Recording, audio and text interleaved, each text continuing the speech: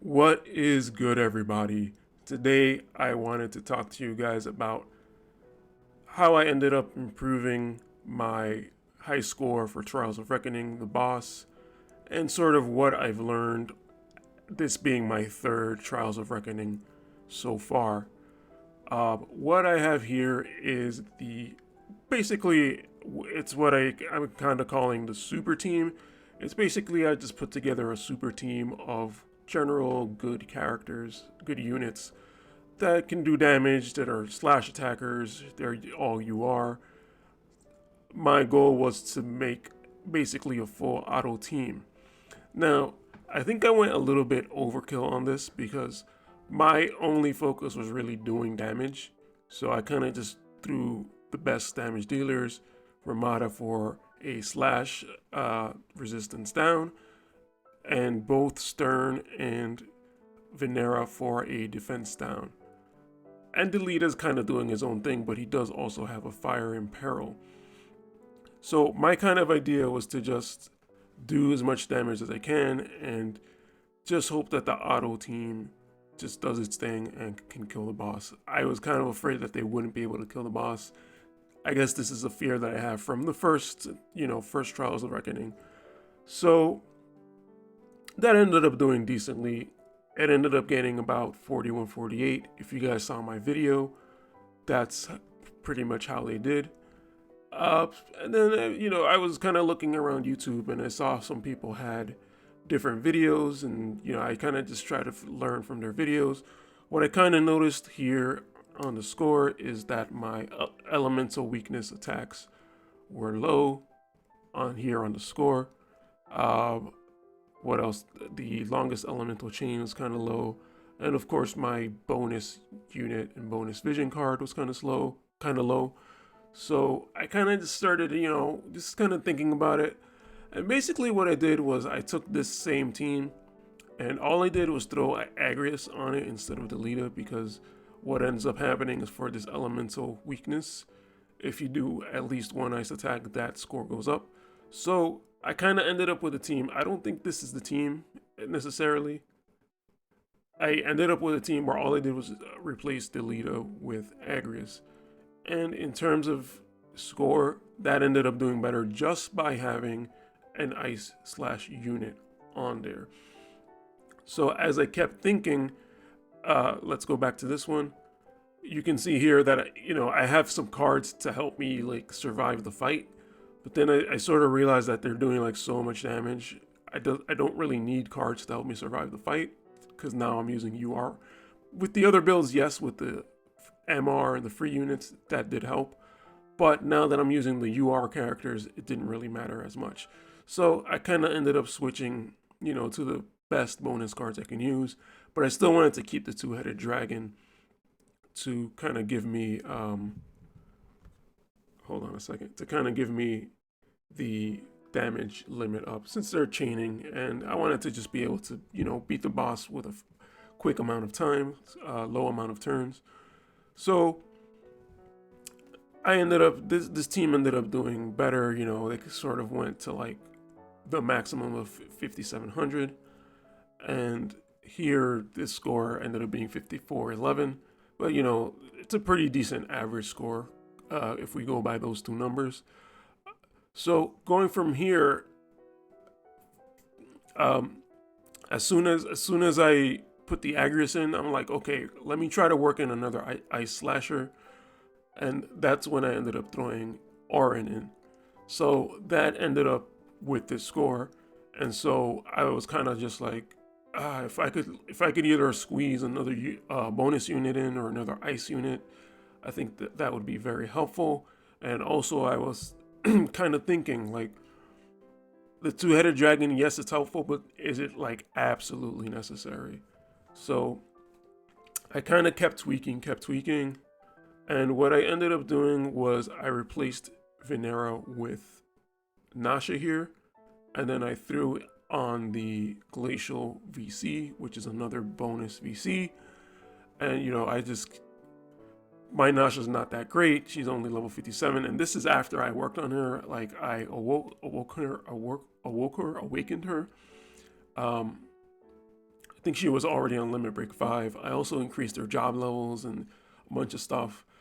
Don't have enough time to really increase the Esper resonance, but I ended up doing those things, and to my surprise, and I guess I wasn't really surprised at that point, my score ended up going up even higher. So I really just kind of thought about this, and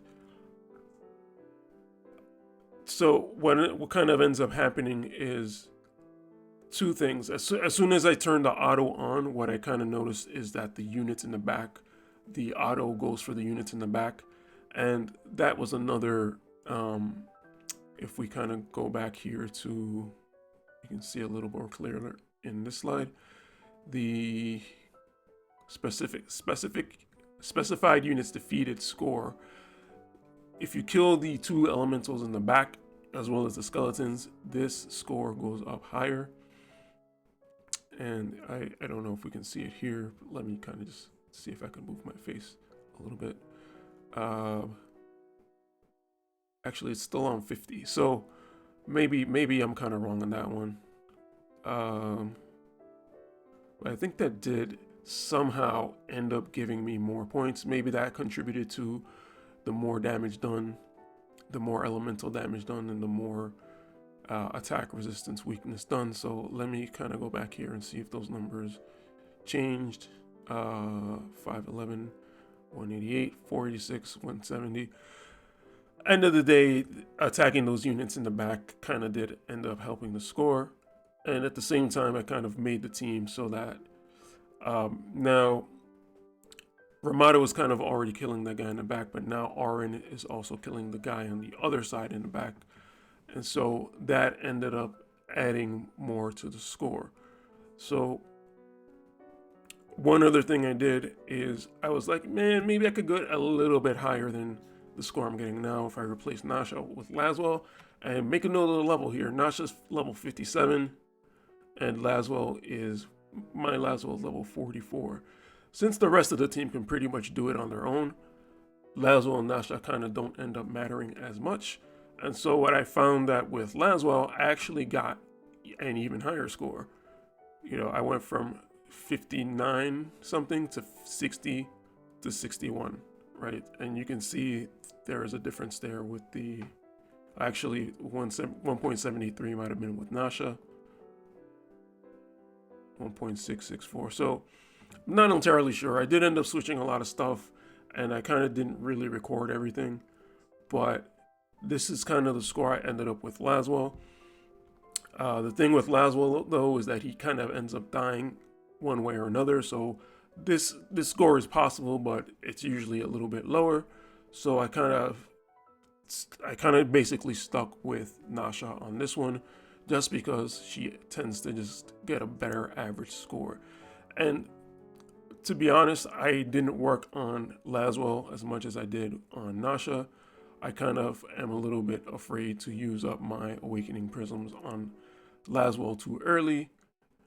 And so I'm kind of just like, you know, it kind of works like this, so I just kind of left it. So the good thing for me is that I actually have been saving up boss tickets. So even though, you know, I had one team that only scored 40 something, and then I went up to 50 something, and now I get around 6,000. So now I was kind of experimenting with all the teams, and now that I've kind of reached a team that I think is going to be good for me with Nasha, I think what I'll do is I'm going to just auto the rest of this. I've been autoing since I put up that auto video, and so all the tickets that I have saved up for tomorrow, I'm just going to auto all that, and maybe build up some more tickets, and then just auto the rest of what I have.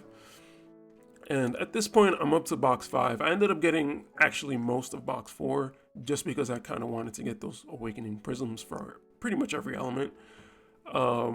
And then I'm up to box 5, and I think I need around 11 or 12 more recipes before I'm completely done.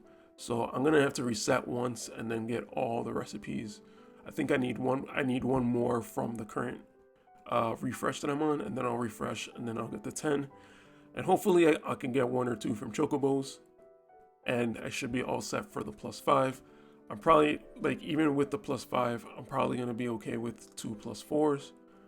And I don't really care that much about having the +5 because in the past, +4 has pretty much been good enough for me, and I'd rather have the 2 +4 than have 1 completely maxed out. I know it's not going to be great for PvP, but that's what it's going to be.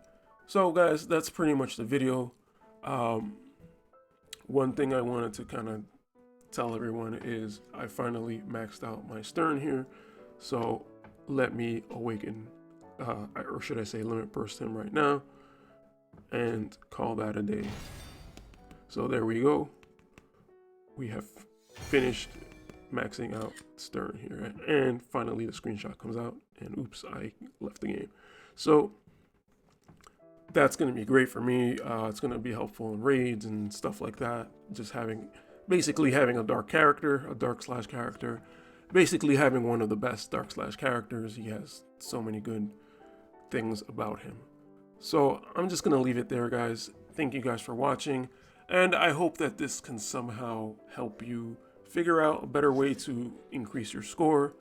I hope that you guys have an auto team going, and I think slash is probably the best way to go for the auto team. But if you do have an auto team, I would try to suggest increasing so if we go back here, increasing the unit and vision card bonus. I think that's probably the biggest factor out of all this.